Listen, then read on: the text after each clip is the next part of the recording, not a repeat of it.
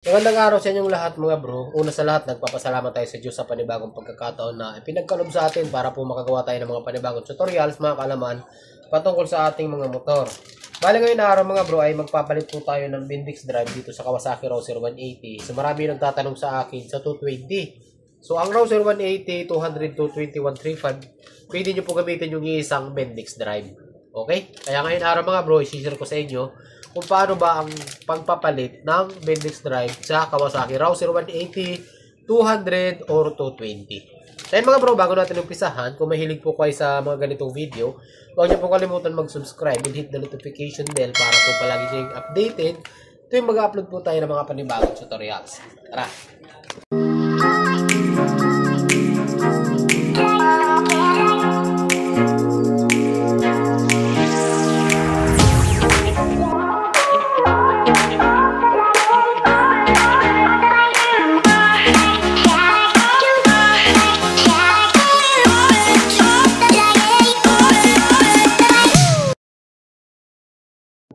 Ito yung Rouser 180 na papalitan natin ng Bendix drive. So ano ba yung itsura kapag kasira na yung Bendix drive? Ito, buksan muna natin para magkaroon kayo ng idea. Ayun, umandar pa siya. Ulitin natin. Start. Ayun. Ayun. Ayun. Ayan, hindi ganyan mga bro. Ulitin ko lang. Ayan. Isa pa. Ayun. So, alam nyo naman itong Rouser 180 mga bro, wala po itong kicker. Kapag ka nasira yung battery or Bendix drive or starter, ikakadjut nyo to. Ganun na mangyayari dito. Kaya dapat nito mga bro, laging nakakondisyon ang makina, ang starter, ang battery. Kasi nga, wala po siyang kicker. Umpisahan na natin mga bro. Ang unang-unang gagawin natin dyan ay kakalasin natin tong lahat ng gilid. Okay? So ito, pwede nyo hindi kalasin. Ang problema, mayroong isang wire dito, yung sa neutral natin, baka masira. So pwede nyo naman tanggalin ito. Ito mga bro, yung ating shifting pedal, pwede nyo tanggalin yan. Pero pwede naman hindi na, dahan-dahanan nyo na lang, kagaya nito. Tanggalin muna natin ito mga bro, gamit kayo ng T-wrench or gamit kayo ng tools na sukat dito. Mga 8mm po yan. So dito mga bro, huwag kayong mag-alala dahil, ano po, wala naman itong langis. So, naka-dry type po yung stator nito. Ayan. Tanggalin natin ha. Kasi ito mga bro, ang Rouser 180, ito troubleshoot natin to.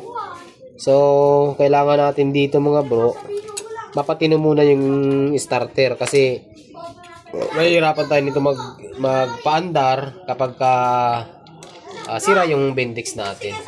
Kaya ngayon ay papalitan natin ng Bendix mga bro. Basic lang ito ha. Ngayon, ang hindi ko masisigurado dito, yung magneto, baka mahirap palasin. Kasi, minsan mga bro, napakahirap palasin ito. Ayun tanggal. Ayun.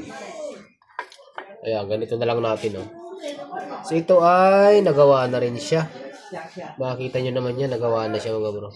Pero ito, hindi pa siya nakakalas Okay? So, ang Bendix nito mga bro ng Rouser 180 nandun sa ilalim.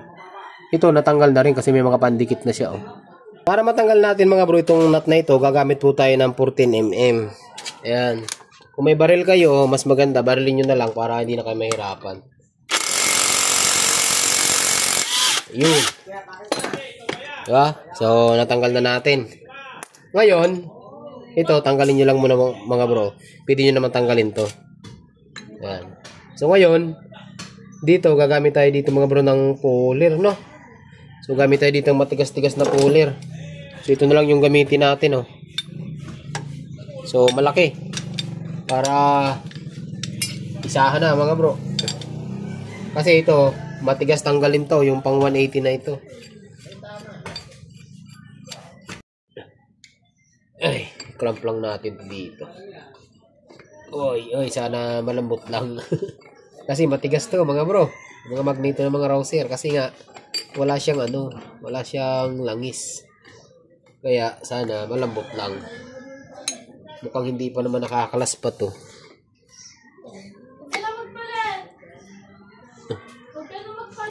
Yun. Yeah.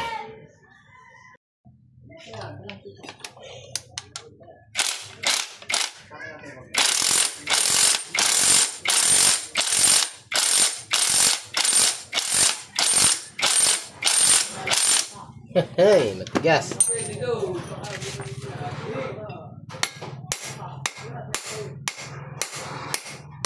Ayun. Ayun, kumalas. Kumalas yung magneto.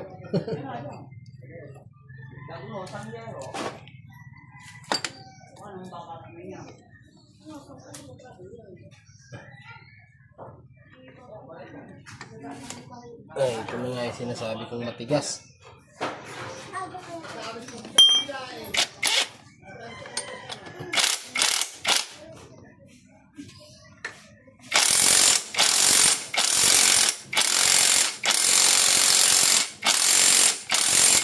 Ay! Ayaw. Talian natin. Para hindi gumalaw.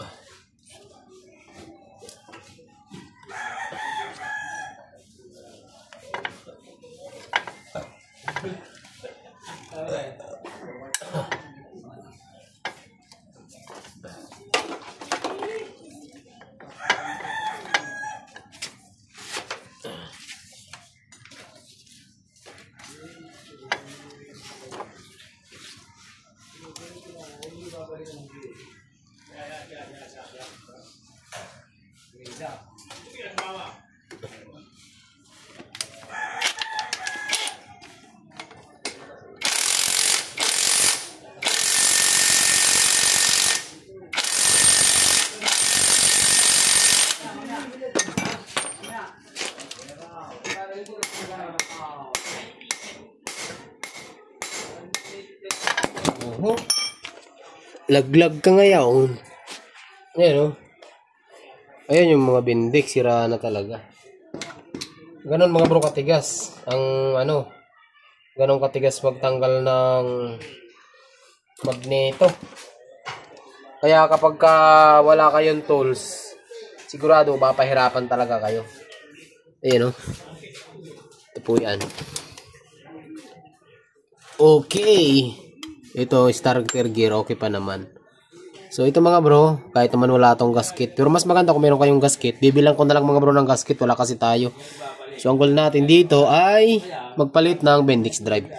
So, napakadali lang magpalit ng Bendix drive nito mga bro. Bale mga bro, ito yung gagamitin natin. So, pang Rouser 135 yung gagamitin natin. Parehas lang naman po yan. Ayan o, ito yung gagamitin natin. Tingnan nyo yung nangyari din sa... Ito mga plastic na to, hindi na natin gagamitin. Pero yung mga spring, tinan nyo mga bro kung gaano kahaba to. So, nangyari dito,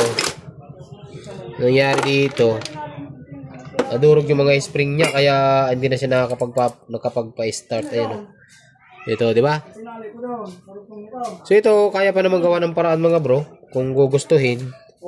Pero, hindi ko nagagawan. Tapos, ito, mga bulitas, tatanggalin na rin natin. Lahat yan mga bro, lahat.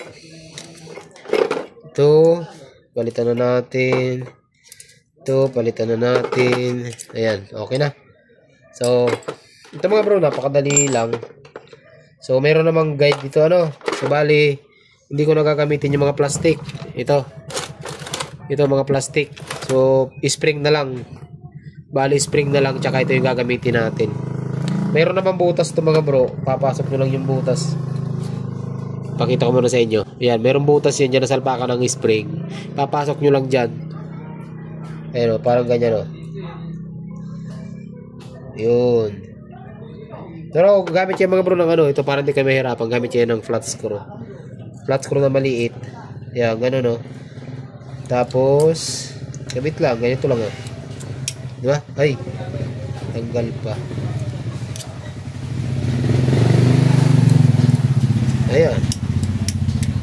Ayun, gano'n lang. Tapos, isa pa. Tapos ito, tagin lang.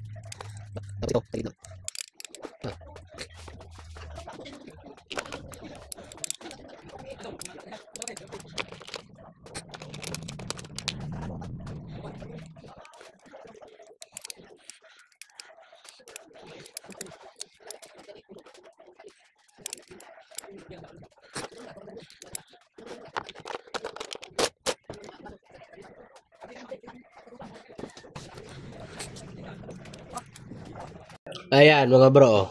Kung nakikita nyo, bali nalagay na natin yung mga spring. Okay? Napakadali lang, di ba?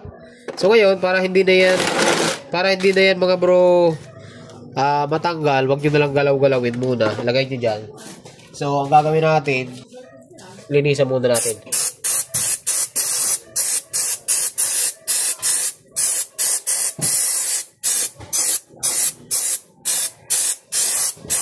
Yan. Ba? Ayos. So bro. Grasa to. Putik yan, oh.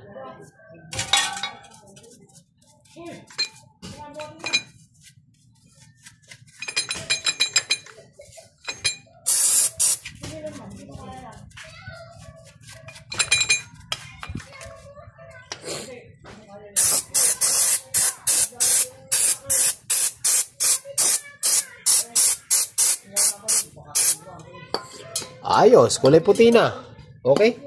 So ito mga bro, pwede nyo naman itong matanggal. Ay ano. Pero kahit hindi na natin tanggalin, para konti lang yung gagawin natin. Okay? So gagawin natin dyan, ibabalik na natin ito mga bro. So mayroong kunya to dito. Ito. Itatapat nyo lang dyan sa butas. Okay.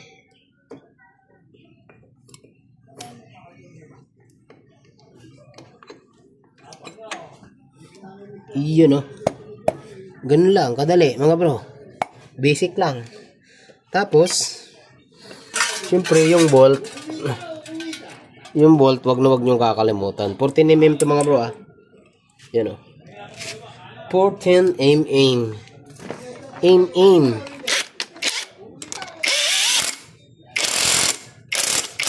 Ayan, ganun lang mga bro. Tapos na.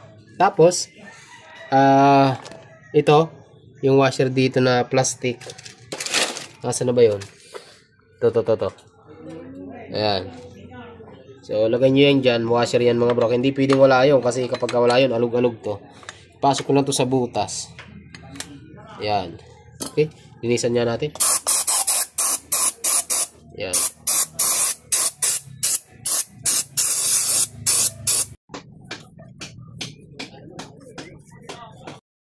Tapos ngayon ay ibalik na natin to mga bro. Diba? Pwede naman kasi hindi kalasin to, pero pwede naman dukutin. Ayan. So, baka sabihin nyo walang gasket. Ako na lang papalit niya kasi wala tayo ngayon na stock. So, balik lang natin to. Para lang tayo naglalaro dito mga bro. Yun. Okay. Ayun. Ayan.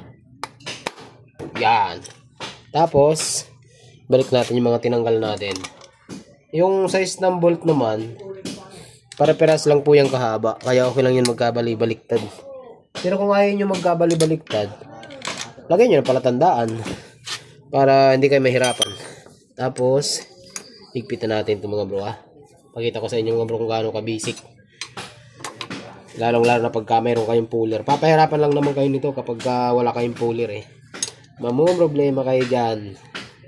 Sinasabi ko sa inyo kasi marami na ako na-encounter na ganito na sobrang tigas. Yan. Pang isa. Yan. Ilalim. So, huwag nyo kalimutan higpitan lahat. Yan. Okay na mga bro. So, tapos na natin. Okay, so hindi natin ikakat yung video para makita nyo. Yan o. On. Oh. Diba? So, kada push start natin, Darya, patayin ko. Start. Yay! Pagka maganda mga bro ang condition ng Bendix, ayan o, kada push start natin, walang mintis yan. Ayan o. As in, sumasama yung buong makina. Ayan o. Diba? Kahit patayin natin siya, start. Yan. Kung hard start man siya, maririnig nyo na sumasama yung buong makina niya. So, gano'n lang naman mga bro yung pagpapalit ng Bendix drive, ano? So, napakadali lang. Ang ginamit pala natin, ulitin ko na Bendix drive, yung pang Rouser 135. So, abangan nyo yung susunod na video natin kasi tatiming natin yung i-scissor gear kasi kung mapapansin nyo yung under nya, mabibrate yung makina. So, ang ibig sabihin nito mga bro, wala sa timing yung i-scissor gear nito. Kaya ganito. Ayan o. Yanig. Tira mo yung kamay ko. Yanig yung kamay ko. Ibig kong sabihin, yanig yung makina. Ayan o. Tatiming natin to. So, abangan nyo na yung sunod na video natin ito kung paano mag-timing ng panggilid ng Kawasaki Rouser 180. So, sa ngayon mga bro, siguro hanggang dito lang muna yung video natin. Ano? Sana meron kayong natutunan. Kung meron kayong gustong ibang i-request or kung meron kayong katanungan mga bro, huwag nyo kalimutan mag-comment at sasagutin po natin yan. So hanggang dito lang yung video natin. Magandang araw sa inyong lahat at ride safe po palagi.